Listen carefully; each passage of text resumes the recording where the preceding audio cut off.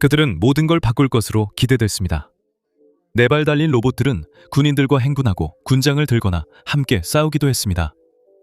빅독 LS3. 정말이야? 무슨 일이야, 빅독? LS3 스팟. 스파더 독처럼. 죄송합니다. 이건 메가 프로젝트입니다. 우리는 진지합니다. 계속하죠. 비전 60, 금속개들이 무게와 위험, 그리고 총알을 대신 짊어질 미래를 약속하는 이름들이었습니다. 하지만 그렇게 되지는 않았습니다. 빅독의 가스 엔진은 잔디가게처럼 울부짖었고 LS3는 결국 창고에 처박히고 말았습니다. 스팟은 점검도구로 사용됐고 비전 60은 전투보다 울타리 주변에 더 머물렀습니다. 해외에선 중국이 무장 로봇계를 카메라 앞에서 과시하고 있습니다. 러시아는 소비자용 장난감을 꾸며내고 유럽은 몇 대만 시험해본 뒤 포기했습니다. 그래도 그 매력은 결코 사라지지 않았습니다. 왜냐하면 다리가 바퀴가 갈 수 없는 곳까지 갈 수 있다면 언젠가는 로봇계가 시연 영상에서 벗어나 정말로 궁극적인 블랙미러 같은 상황에서 약속을 실현할지도 모르기 때문입니다. 초창기 시절. 이 이야기는 1981년에 시작됩니다. 마크 레이버트라는 인물이 당시 카네기 멜론 대학교의 컴퓨터 과학 및 로봇공학 부교수로 재직하면서 현장에서 로봇공학의 한계를 넓히는 데 집중하는 기관인 LEG 연구소를 설립했습니다. 당시 로봇공학 기술은 최소한으로 말해도 매우 원시적인 상태였습니다. 그곳에서 그는 이런 것들을 만들었습니다. 예를 들어 로봇이 얼마나 잘 균형을 잡을 수 있는지 테스트하기 위해 제작된 3D 외다리 점퍼가 있습니다. 물론 요즘에는 이런 로봇들이 그렇게 흥분을 불러일으키지는 않는다는 점을 저희도 인정합니다. 하지만 당시에는 이런 것들조차도 엄청난 일이었습니다. 이런 단순한 기능조차도 그 이전에는 오직 공상과학 소설에서나 볼 수 있었기 때문입니다. 더 중요한 것은 이러한 성공이 레이먼드에게 과감하게 결단을 내리도록 용기를 주었다는 점입니다.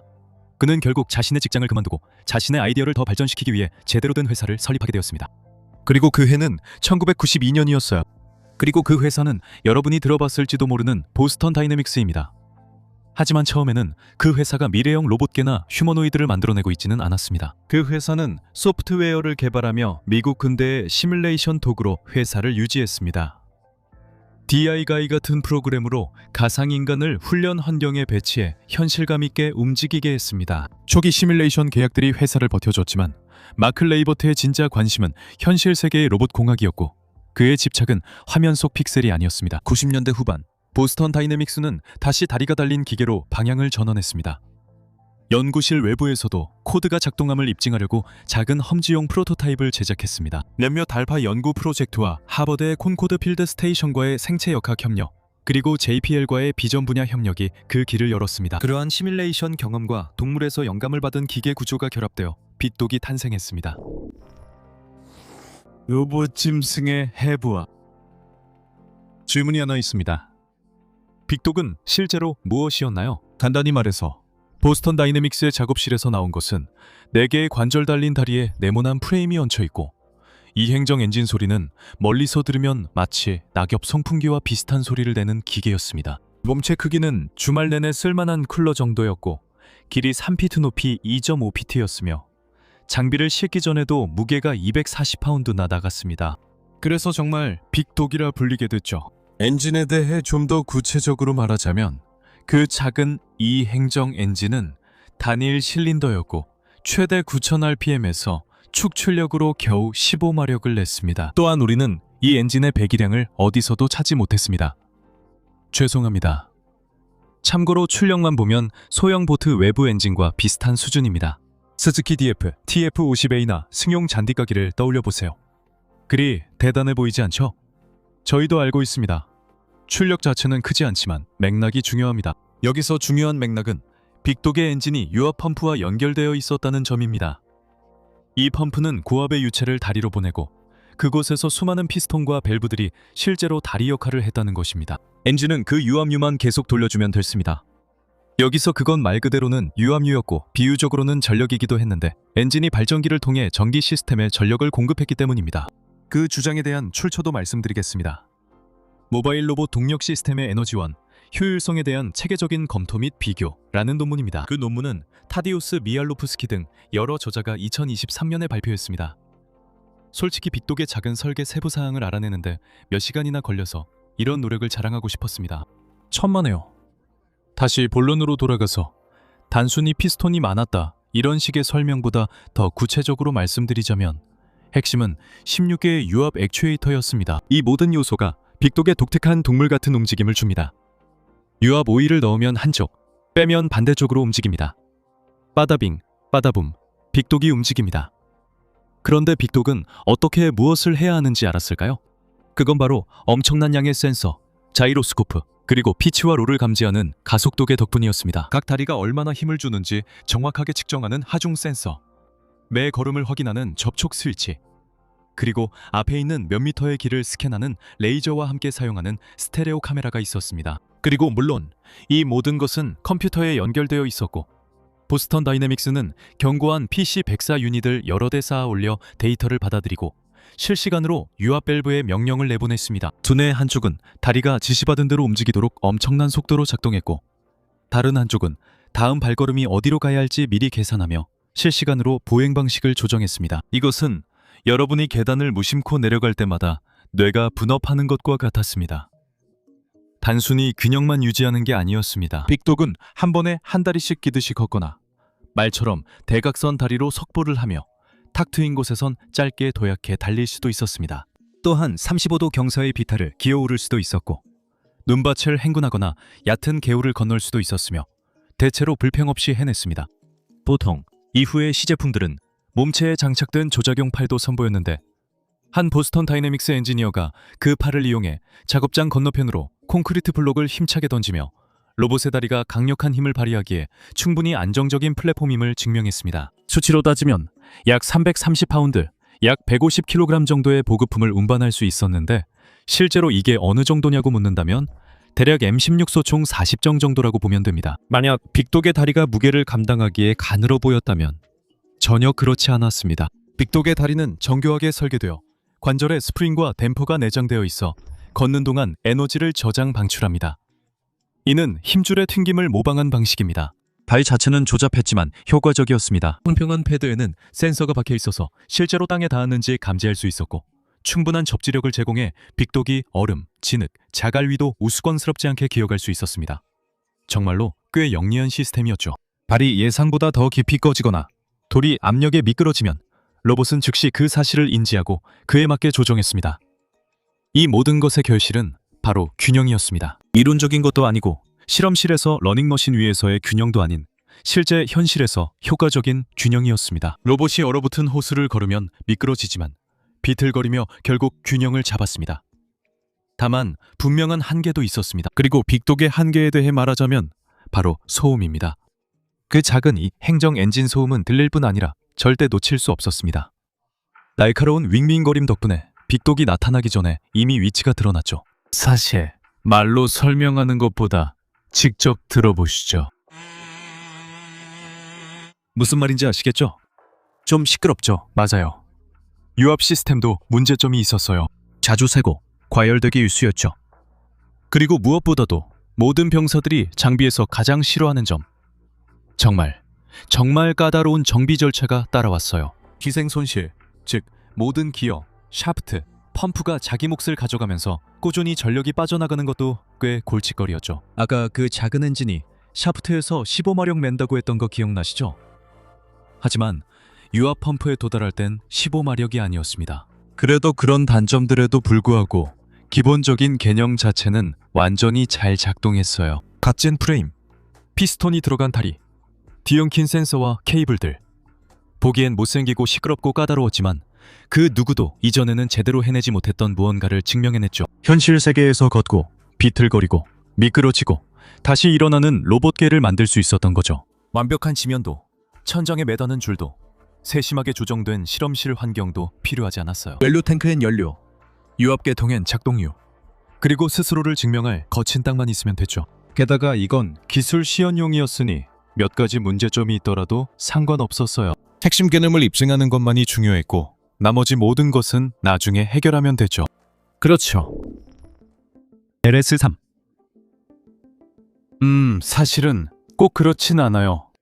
빅독은 2013년에 시끄러운 엔진 때문에 사실상 퇴출됐어요. 그것은 너무 큰 문제였고 핵심 설계의 일부였기 때문에 결국 넘을 수 없는 장애물로 간주되었어요.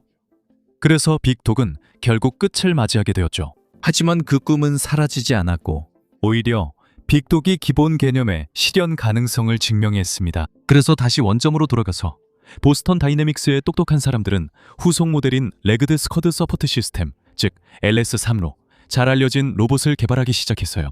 실제로 작업은 빅독이 취소되기 전부터 시작됐어요. 보스턴 다이내믹스는 이미 상황을 예측하고 있었죠. 개발은 2009년 9월에 시작됐고 DAPA와의 자금 지원 계약은 2010년 2월에 전 세계에 발표됐어요. 미 해병대도 결국 자금을 지원하게 되었고 모든 것이 마무리됐을 때 LS3는 꽤 많은 자금을 확보하게 됐어요. 수십억 달러는 아니었지만 충분히 의미 있는 금액이었죠. 구체적으로 말하면 초기 30개월 연구개발 단계에 약 3,200만 달러가 투입됐고 추가 단계들이 더해지면서 최종적으로 약 4,200만 달러가 들어갔어요. 그리고 공정하게 말하자면 많은 금액이죠. 예비 결과가 나오기 시작하자 모두가 놀랐어요. LS3는 결코 평범하지 않았거든요. 오히려 더 대단했죠. 빈 무게는 약 800파운드였고 400파운드의 적재량과 24시간 동안 20마일 이동 가능한 연료를 실을 수 있었습니다. 동력 전달 장치는 전과 같은 방식이었지만 내연기관이 유압을 구동했습니다. 이번에는 구조가 더 정교해졌고 샤프트에서 40마력을 내며 소음도 줄었습니다. 실제로 직접 그 차이를 들어보세요. 이게 조용한 건가요? 아니요, 그렇지 않습니다. 빅독보다 훨씬 더 조용한가요? 엔진 소리보다 서버 모터가 작동하는 소리가 들린다는 단순한 사실만으로도 그렇다고 할 수 있습니다. 제어와 자율성도 크게 향상되었습니다. 이제는 원격 조종 자동차처럼 수동으로 조종하는 대신 LS3는 선행자 추종 기능과 음성 명령을 시스템에 적용해서 핸들러가 따라와 라고 말할 수 있습니다. 가까이 따라와나 복도를 따라와 라고 하면 인간의 발자국을 따라가거나 같은 목적지로 가는 경로를 선택할 수 있습니다. 빅독은 다리의 가능성을 증명했고 LS3는 여기에 눈, 귀, 근육을 더해 실제로 쓸모있게 만들었습니다. 모든 것이 좋아 보이자 곧 테스트를 통해 성능을 시험할 시간이 왔습니다. 그중 가장 주목할 만한 테스트는 2014년 하와이에서 열린 림패크 훈련의 일환으로 해병대에 의해 진행되었습니다. 그곳에서 해병대 분경대는 LS3을 정글로 데려가 곧바로 쿠조라는 이름을 붙였고 튼튼한 허리를 가진 신병처럼 다루며 약 100파운드의 물과 탄약을 실었습니다. 그리고 경로를 지정해주고 따라올 수 있는지 지켜봤습니다. 그리고 해냈습니다. 좁은 오솔길의 덤불, 뿌리, 흩어진 바위들 사이에서도 쿠조는 종아리를 다치게 하거나 계속해서 조이스틱으로 조종하지 않아도 대열을 따라갔습니다. 해병대원들이 그렇게 부드럽고 섬세한 존재로 유명한 건 아니기 때문에 쿠조가 어쩔 수 없이 균형을 잃을 때도 있었지만 대부분 스스로 다시 일어섰습니다. 대부분 스스로 자세를 바로잡았고 안 될 때는 낮은 무게중심과 둥근 차체 덕분에 해병 한 명이 힘으로 다시 세울 수 있었습니다. 결국 해병대원들은 이 차량이 전체 지형의 70-80%를 통과할 수 있다고 판단했습니다. 험비는 아예 못 갔을 지형이 많았으니 성능이 꽤 괜찮았습니다.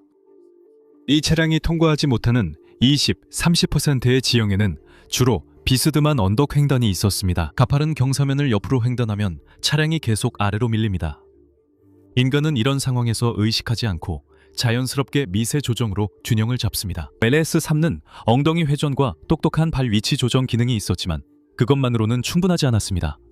그리고 또 다른 단점이 있었죠. 소음입니다. 물론 빅독보다는 조용했지만 그렇다고 해서 바람 소리처럼 조용한 것은 아니었습니다.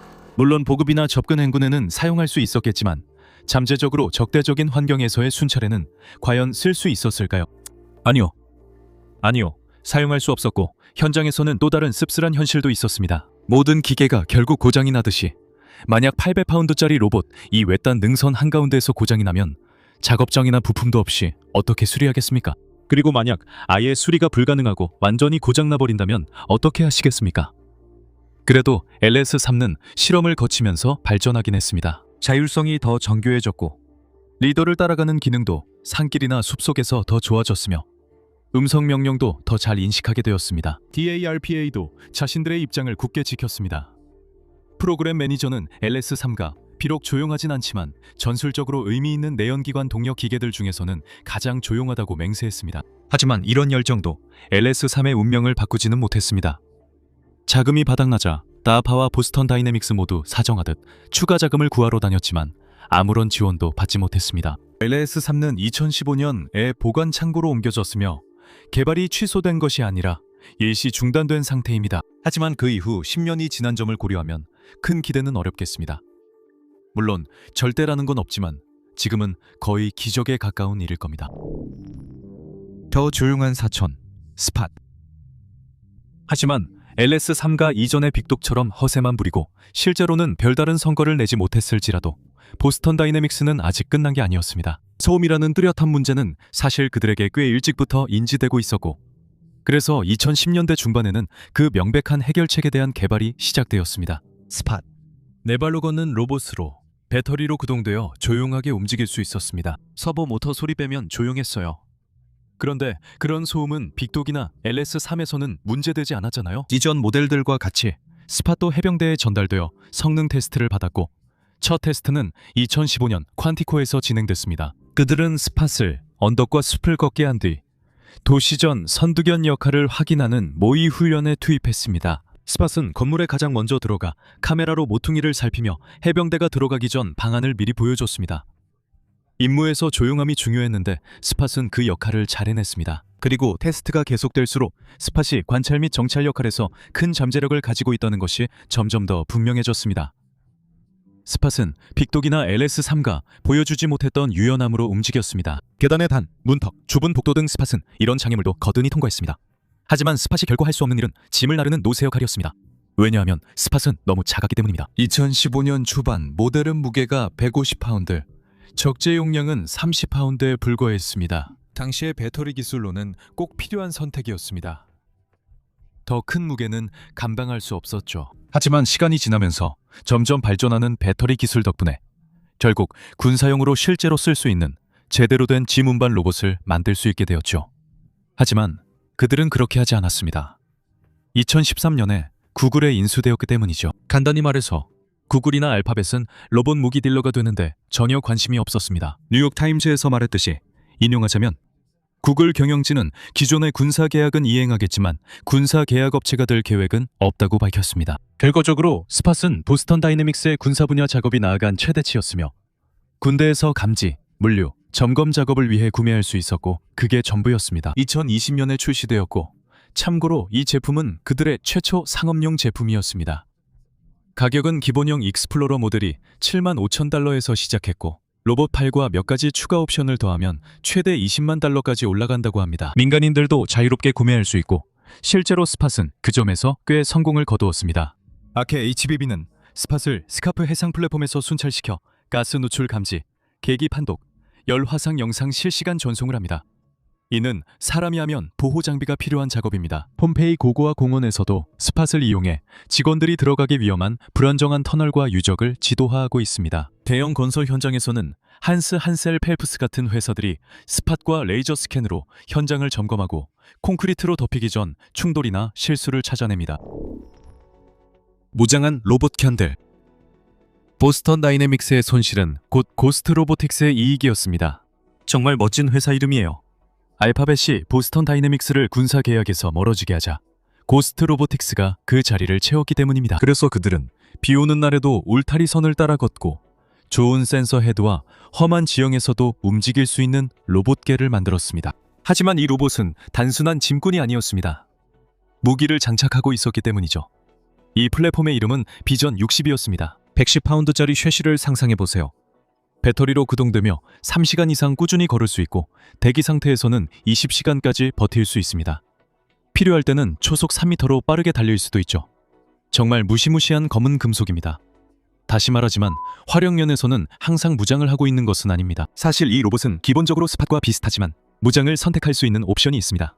하지만 그 옵션이 선택될 경우 보통은 일반 소총 같은 무기가 장착됩니다. 가장 가까운 예로 SORD 인터내셔널의 특수목적 무인 소총 스퍼가 있습니다. 소음기가 달린 단창식 소총이 안정화된 펜테일 세들에 장착되어 바로 로봇견의 페이로드 레일에 얹혀집니다. 이 소총은 6.5 크리드모 탄을 사용해 평탄한 탄도와 사거리를 제공하며 군수 지원이 더 중요하면 7.62 곱하기 51 라토탈도 선택 가능합니다. 광학 조준경이 낮과 밤 모두 지원되며 유효 사거리는 1200m입니다. 그러나 비전 60은 자율성이나 자유사격 모드를 지원하지 않습니다. 이것은 다리에 장착된 원격 무기입니다. 그 이상 특별한 점은 없습니다. 대부분의 경우 말씀드린 대로 무기는 여전히 센서 헤드일 뿐입니다. 무엇보다도 정찰 플랫폼이죠. 미국 공군은 2020년 9월 넬리스 공군기지에서 비전 60을 실험에 투입해 미래기지 실험의 일환으로 모의 열악한 기지를 누비게 했습니다. 그들도 그 결과에 만족했고, 그래서 플로리다의 틴달 공군기지는 325 보안부대와 함께 일상적인 경비 순찰에 사용할 첫 번째 유닛을 인도받게 되었습니다. 단순 시연이 아닌 실제 경비 임무였습니다. 공군은 이 로봇들을 장병 대신 길고 위험한 순찰을 맡는 추가적인 눈과 귀라 했습니다. 그 후 이 로봇들은 다른 기지에서도 시험 및 통합 작업을 위해 도입되었습니다. 화려하진 않았지만 실제로 사용된 것이었습니다. 다만 그 범위는 제한적이었습니다. 정확한 도입 수치는 모르지만 틴달 기지 4대, 주 방위군 1대, 그리고 일부 다른 기지에서 사용 중인 증거만 확인할 수 있었습니다. 게다가 고스트 로보틱스 측에서도 전체적으로 약 450대만 판매했다고 인정한 사실을 감안하면 도입이 제한적이었다는 것은 당연한 일입니다. 그리고 여러분도 눈과 귀에 대한 언급에서 짐작하셨겠지만 미 공군은 무장형 모델을 구매하지 않았습니다. 물론 미군 내에서 그런 능력에 대한 열의가 부족한 것은 아닙니다. 실제로 그렇지 않습니다. 미군은 수년간 총기와 로봇을 결합하려 했지만 주로 트랙이나 바퀴에 적용했습니다. 첫 번째 진지한 시도는 2007년 이라크에서의 에스워즈였습니다. 이는 탈론 폭발물 처리 쉐시에 M240 또는 M249 기관총을 얹은 형태였습니다. 겉모습은 그럴듯했고 실제로 잠시 배치되기도 했지만 신뢰성과 안전성 문제로 인해 전투에서 한 발도 쏘지 못한 채 퇴역하게 됐습니다. 후속 모델인 모듈형 첨단 무장 로봇 시스템 마스 또 같은 개념을 유지했습니다. M240 기관총이나 40mm 유탄 발사기를 장착한 낮고 짧은 궤도형 로봇이지만 여러 안전장치와 사격금지 구역, 데드맨 스위치, 조종자를 향해 무기를 겨누지 못하게 하는 인터록 장치 등이 추가되었습니다. 해병대는 29팜스에서 이를 시험했고 언론의 주목을 받았지만 다시 시험장으로 사라졌습니다. 그리고 로봇 전투 차량 프로그램도 있습니다. 방향 버전은 7.62mm 원격 무장장치이나 제블린 미사일을 탑재하고 있습니다. 중형 버전은 30mm 대포를 장착한 프로토타입입니다. 둘 다 아직 시험 중이며 승무원 없는 소형 보병 전투 차량처럼 보이고 다른 무장 로봇들과 동일한 문제도 있습니다. 평지에서는 아주 잘 작동하지만 지형이 복잡해지면 계속해서 손이 가야 합니다. 이런 시도들이 성공할 수 있을까요? 아니면 그냥 또 다른 LS3처럼 끝나버릴까요? 겉보기에는 훌륭한 아이디어지만 결국 실패로 끝나는 경우죠. 결국 시간만이 답을 알려줄 것입니다. 해외의 노력들입니다. 미국 외에도 여러 나라가 다리 달린 로봇을 실험해왔습니다. 네발 로봇이 거친 지형에서도 균형을 잡는 것이 입증되자 각국 군대가 이를 직접 연구하기 시작했습니다. 예를 들어 중국은 열정적으로 이 분야에 뛰어들었고 그 노력의 결실로 2022년 1월 하울링 스카이 350을 공개했습니다. 국내 언론에서는 이를 기계야크라고 불렀고 이 명칭은 해외 보도에서도 그대로 서용되었습니다. 세계 최대 사족 보행 로봇이라 주장되지만 중국 소스에서 이를 확인할 근거는 찾지 못했습니다. 크기 면에서 기계야크는 약 350파운드의 하중을 실을 수 있다고 알려져 있는데 이는 LS3의 성능보다는 약간 낮은 수준입니다. 그리고 12개의 유압섭으로 제어되는 상태에서 대각선으로 걷거나 제자리에서 회전하거나 달리거나 필요할 때는 심지어 점프도 할 수 있습니다. 레몬골에서 촬영된 영상도 이를 입증하는데 계단, 참호, 낮은 절벽을 기어오르고 진흙, 초원, 사막, 설원을 힘차게 걸어가는 모습이 담겨 있습니다. 실제로 배치되고 있는지에 대해서는 모르겠습니다. 이 로봇은 독자적으로 개발되었습니다. 중국 전자과기 집단공사에서 개발했으며 이 회사가 상당히 규모가 큰 방위산업 공급업체라는 점에서 어느 정도 가능성을 시사하긴 하지만 실제로 채택되었다는 내용은 전혀 찾을 수 없었습니다. 그래서 현재로선 임시로 운명이 미정인 LS3라고 생각하시면 됩니다. 이들도 무장한 로봇견을 시도하긴 했습니다. 2024년 캄보디아와의 골든드래곤 합동훈련 중에 중국의 주요 언론사인 CCTV가 자랑스럽게 보도했죠. 이름도 참 적절하지 않습니까? 4발 달린 로봇 2대가 보병과 함께 이동했습니다. 하나는 소형 정찰견으로 스패니얼보다 약간 컸고 등에 카메라와 센서를 탑재했습니다. 다른 하나는 더 무거운 전투견으로 무게가 약 50kg에 달했고 등에 펜틀트 마운트에 95식 소총이 장착되어 있었습니다. 방송에서 병사들은 컨트롤러로 로봇을 조종했고 총을 장착한 로봇견은 문틈을 들여다보고 카메라 앞에서 연속 사격을 했습니다. 이 훈련에 대한 중국 측 해설은 명확했습니다. 이들은 인간 진입 전 사족 로봇, 이 복도 정리, 근거리 화력 지원, 좁은 도시 정찰이 가능함을 보여주기 위함이었습니다.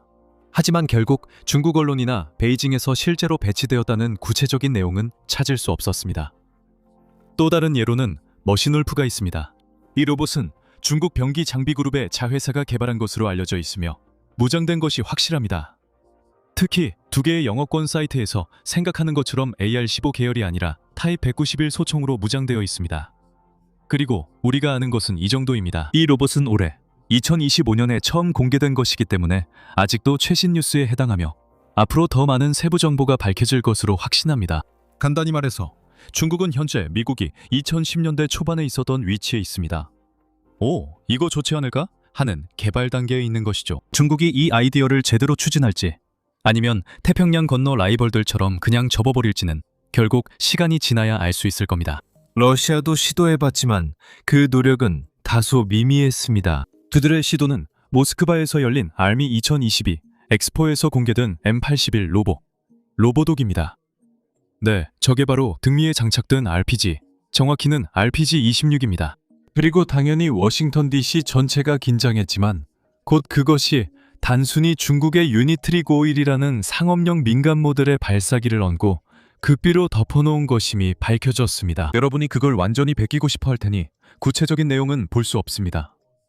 특히 우아한 표현을 빌리자면 완전히 허풍에 불과했습니다.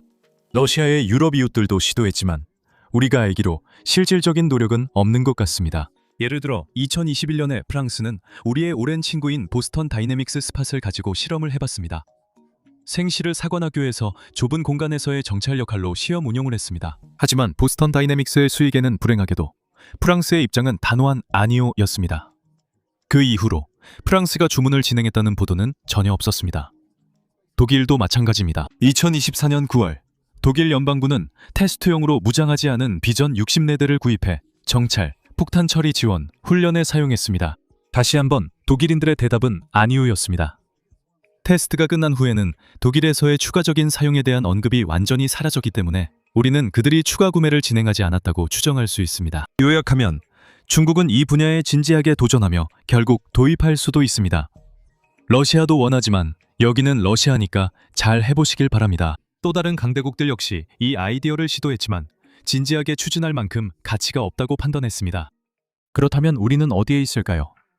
20년의 과대 광고에도 불구하고 로봇개들은 전장을 근본적으로 바꾸지 못했습니다. 틱톡과 LS3는 다리 작동은 가능하지만 소음이 치명적이라는 점도 입증했습니다. 스팟은 4개의 다리와 날씬한 몸체가 계단이나 복도에서 유용하다는 것을 보여줬지만 30파운드의 적재량으로는 노새 같은 역할은 애초에 불가능하다는 것도 드러났습니다. 고스트 비전 60은 경비견처럼 순찰하며 경계선을 감시하는 추가적인 눈과 귀 역할로 자신만의 영역을 개척했습니다. 중국은 거대한 야크와 소총을 둔 개로 이 아이디어에 대규모화 선전을 쏟아붓고 있지만 아직까지 그들의 미래는 불확실합니다.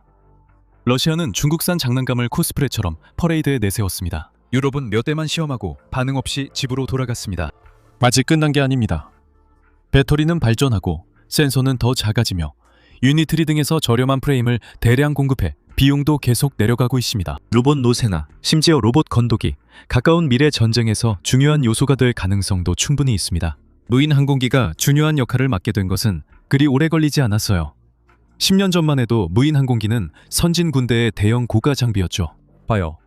ISIS 그 미친놈들은 무인 항공기에 폭탄을 달고 있어요. 정말 미친 거 아니에요? 그리고 이제는 정말 어디에나 퍼져 있죠. 도대체 우리가 이걸 어떻게 막을 수 있을까요? 아마도 로봇개들도 비슷하게 능력과 활용도 면에서 큰 도약을 할 수도 있겠죠.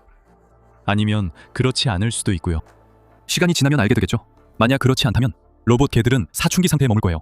너무 시끄럽고 너무 약하고 너무 비싸고 너무 허세만 부리게 될 겁니다. 유튜브에서는 인기를 끌지만 전쟁에서는 그렇지 않죠.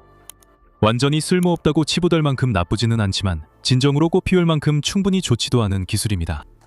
시청해주셔서 감사합니다.